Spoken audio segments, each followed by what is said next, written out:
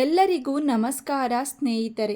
ಇವತ್ತಿನ ಈ ವಿಡಿಯೋದಲ್ಲಿ 2026ರ ಜನವರಿ ತಿಂಗಳಲ್ಲಿ ಬರುವ ಷಷ್ಠಿಲಾ ಏಕಾದಶಿ ಯಾವ ದಿನ ಬಂದಿದೆ, ಏಕಾದಶಿ ತಿಥಿ ಯಾವಾಗ ಪ್ರಾರಂಭವಾಗುತ್ತದೆ, ಯಾವಾಗ ಅಂತ್ಯವಾಗುತ್ತದೆ, ಷಷ್ಠಿಲಾ ಏಕಾದಶಿಯ ಮಹತ್ವವೇನು, ಪಾರಾಯಣ ಸಮಯವೇನು, ಷಷ್ಠಿಲಾ ಏಕಾದಶಿ ಪೂಜಾ ವಿಧಾನ ಹೇಗೆ, ಷಷ್ಠಿಲಾ ಏಕಾದಶಿಯ ಬಗ್ಗೆ ಎಲ್ಲ ಮಾಹಿತಿಯನ್ನು ಸಂಪೂರ್ಣವಾಗಿ ಇವತ್ತಿನ ಈ ವಿಡಿಯೋದಲ್ಲಿ ತಿಳಿದುಕೊಳ್ಳೋಣ ಸ್ನೇಹಿತರೆ.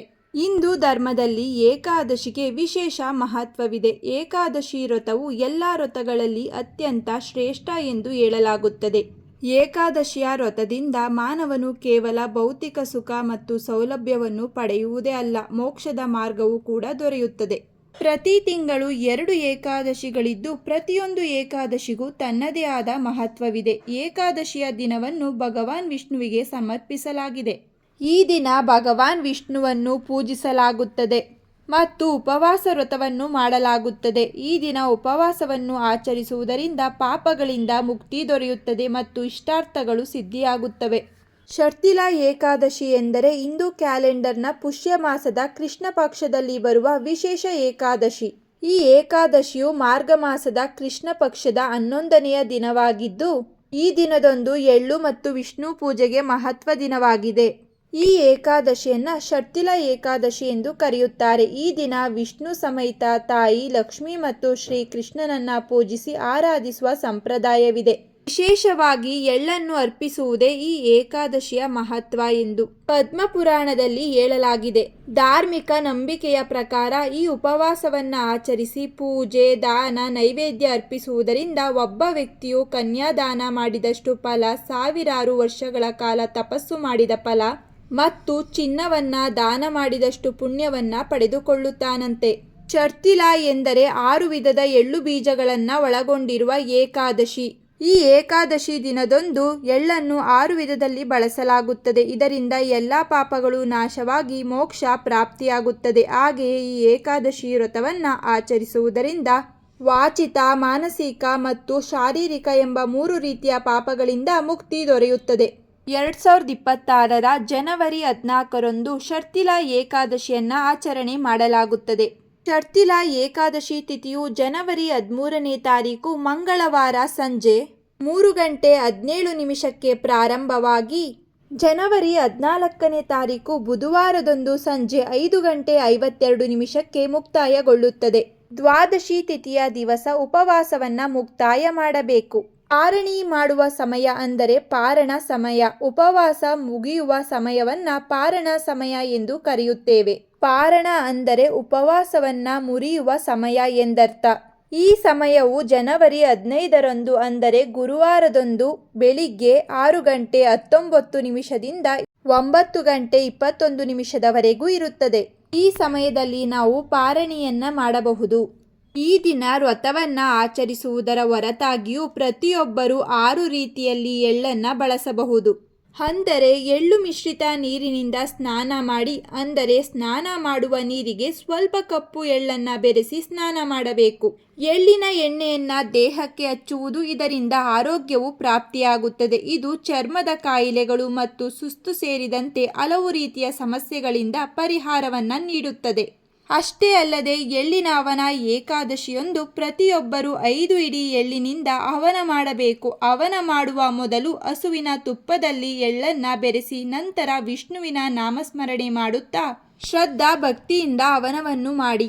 ಜೊತೆಗೆ ಈ ದಿನ ಎಳ್ಳು ನೀರಿನ ಸೇವನೆ. ಏಕಾದಶಿಯೊಂದು ಪ್ರತಿಯೊಬ್ಬರೂ ಕುಡಿಯುವ ನೀರಿನಲ್ಲಿ ಎಳ್ಳನ್ನು ಬೆರೆಸಿ ಆಗಾಗ ಕುಡಿಯುತ್ತಿರಬೇಕು. ಹೀಗೆ ಮಾಡುವುದರಿಂದ ಅನೇಕ ರೋಗಗಳು ಗುಣವಾಗುತ್ತವೆ.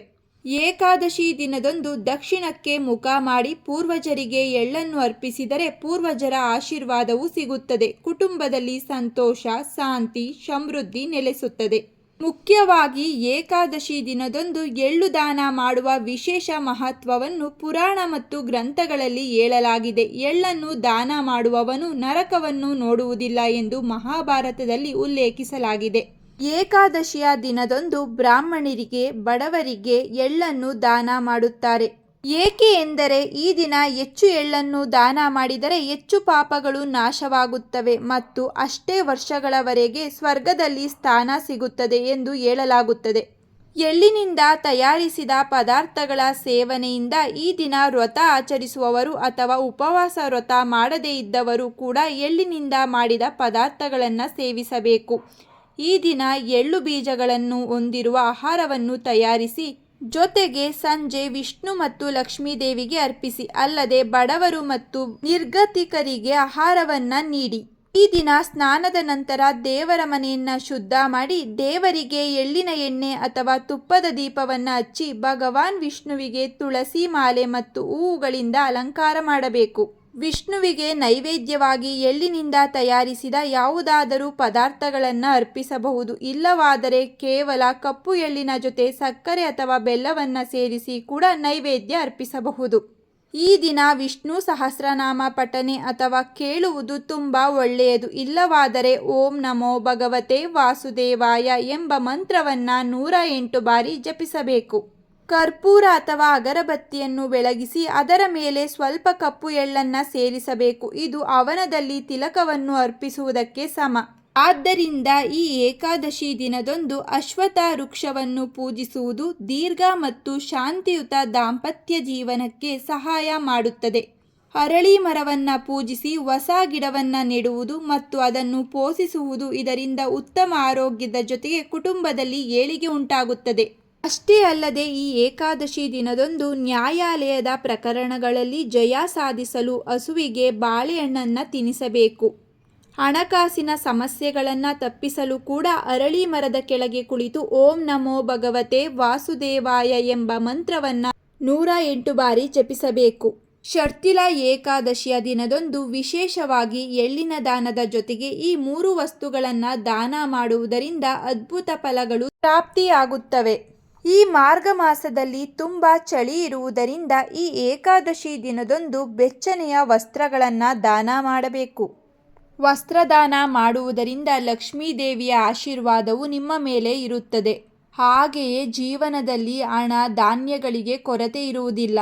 ಬೆಲ್ಲದಾನವು ಸೂರ್ಯ ಮತ್ತು ಮಂಗಳಕ್ಕೆ ಸಂಬಂಧಿಸಿದೆ. ನೀವು ಜೀವನದಲ್ಲಿ ಪ್ರಗತಿಯನ್ನು ಹೊಂದಿರದಿದ್ದರೆ ಅಥವಾ ಕಣ್ಣಿನ ಸಂಬಂಧಿತ ಸಮಸ್ಯೆಗಳಿದ್ದರೆ ನೀವು ಶಾಟಿಲ್ಯ ಏಕಾದಶಿಯೊಂದು ಬೆಲ್ಲವನ್ನು ದಾನ ಮಾಡಬೇಕು. ಇದರಿಂದ ಲಕ್ಷ್ಮೀ ದೇವಿಯ ಆಶೀರ್ವಾದವು ಪ್ರಾಪ್ತಿಯಾಗುತ್ತದೆ. ಈ ಏಕಾದಶಿ ದಿನದಂದು ಅಕ್ಕಿಯನ್ನು ದಾನ ಮಾಡುವುದರಿಂದ ಲಕ್ಷ್ಮೀ ದೇವಿಯು ಸಂತುಷ್ಟಳಾಗುತ್ತಾಳೆ. ತಾಯಿ ಲಕ್ಷ್ಮೀ ದೇವಿಯ ಅನುಗ್ರಹದಿಂದ ಜೀವನದಲ್ಲಿ ಸಂಪತ್ತು ವೃದ್ಧಿಯಾಗುತ್ತದೆ. ಷರ್ತಿಲ ಏಕಾದಶಿಯು ಭಗವಾನ್ ವಿಷ್ಣುವಿನ ಅಚ್ಚುಮೆಚ್ಚಿನ ಏಕಾದಶಿ ತಿಥಿಗಳಲ್ಲಿ ಒಂದಾಗಿದೆ.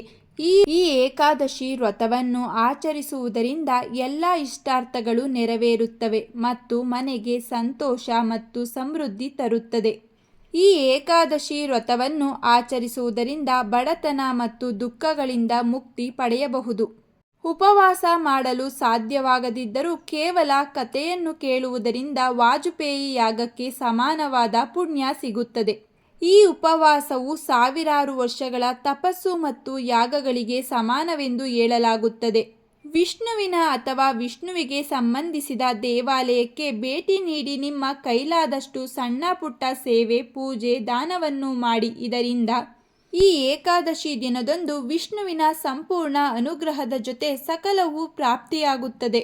ಷರ್ತಿಲ ಏಕಾದಶಿಯ ಮಹತ್ವವೆಂದರೆ ಈ ದಿನ ಎಳ್ಳು ಅಥವಾ ತಿಲಾ ದಾನವನ್ನು ಮಾಡುವುದರಿಂದ ಅಥವಾ ಸೇವನೆಯಿಂದ ದಾರಿದ್ರ್ಯ ನಿವಾರಣೆಯಾಗುತ್ತದೆ ಎಂದು ನಂಬಲಾಗಿದೆ. ಇದು ವಿಷ್ಣುವಿನ ಕೃಪೆಗೆ ಪಾತ್ರರಾಗಲು ಸಹಾಯ ಮಾಡುತ್ತದೆ. ಅಷ್ಟೇ ಅಲ್ಲದೆ ಮಕರ ಸಂಕ್ರಾಂತಿಯಂದೇ ಈ ಏಕಾದಶಿ ಒಂದು ವಿಶೇಷ ಯೋಗವನ್ನು ಸೃಷ್ಟಿಸುತ್ತದೆ. ಈ ಏಕಾದಶಿ ಆಚರಣೆಯನ್ನು ಮಾಡುವುದರಿಂದ ಇಂದಿನ ಪಾಪಗಳನ್ನು ತೊಡೆದುಹಾಕಲು ಮತ್ತು ಜನನ ಮರಣ ಚಕ್ರದಿಂದ ಮುಕ್ತಿ ಪಡೆಯಲು ವಿಷ್ಣುವನ್ನು ಪೂಜಿಸಲಾಗುತ್ತದೆ ಈ ದಿನದಂದು. ಅಷ್ಟೇ ಅಲ್ಲದೆ ಏಕಾದಶಿ ದಿನದಂದು ಉಪವಾಸ ಮಾಡುವುದರಿಂದ ಮತ್ತು ಧಾರ್ಮಿಕ ಕಾರ್ಯಗಳಲ್ಲಿ ಎಳ್ಳನ್ನು ಉಪಯೋಗಿಸುವುದರಿಂದ ಬಡತನ, ದುಃಖ ನಿವಾರಣೆಯಾಗಿ ಸ್ವರ್ಗ ಪ್ರಾಪ್ತಿಯಾಗುತ್ತದೆ. ಈ ಏಕಾದಶಿ ಮಹಾಸಂಕ್ರಾಂತಿಯ ದಿನದಂದು ಬರುವುದು ತುಂಬಾನೇ ವಿಶೇಷವಾಗಿದೆ. ಆದ್ದರಿಂದ ಪ್ರತಿಯೊಬ್ಬರೂ ಈ ದಿನದಂದು ಉಪವಾಸ ಮತ್ತು ವಿಷ್ಣುವಿನ ಪೂಜೆಯನ್ನು ಮಾಡುವುದರಿಂದ ಇಂದಿನ ಪಾಪಗಳು ನಾಶವಾಗಿ ಮೋಕ್ಷ ಪ್ರಾಪ್ತಿಯಾಗುತ್ತದೆ. ಹಾಗೆ ಸಮೃದ್ಧಿ ಹಾಗೂ ಆಧ್ಯಾತ್ಮಿಕ ಉನ್ನತಿಯೂ ಲಭಿಸುತ್ತದೆ. ಆದ್ದರಿಂದ ಪ್ರತಿಯೊಬ್ಬರೂ ತಪ್ಪದೆ ಈ ಏಕಾದಶಿ ಆಚರಣೆಯನ್ನು ಮಾಡಿ. ಇವತ್ತಿನ ಈ ಏಕಾದಶಿ ಮಾಹಿತಿಯು ನಿಮಗೆ ಇಷ್ಟವಾಗಿದ್ದಲ್ಲಿ ಈ ವಿಡಿಯೋವನ್ನು ಲೈಕ್ ಮಾಡಿ, ಹಾಗೆ ನಿಮ್ಮ ಫ್ಯಾಮಿಲಿ ಮತ್ತು ಫ್ರೆಂಡ್ಗೆ ಶೇರ್ ಮಾಡಿ. ಇದೇ ರೀತಿಯ ಮತ್ತಷ್ಟು ಮಾಹಿತಿಗಾಗಿ ನಮ್ಮ ಚಾನಲನ್ನು ಸಬ್ಸ್ಕ್ರೈಬ್ ಮಾಡಿಕೊಳ್ಳಿ. ಮತ್ತೆ ಸಿಗೋಣ ಮತ್ತೊಂದು ವಿಡಿಯೋದಲ್ಲಿ. ನನ್ನ ವಿಡಿಯೋವನ್ನು ನೋಡಿದ ಎಲ್ಲರಿಗೂ ಕೂಡ ಧನ್ಯವಾದಗಳು.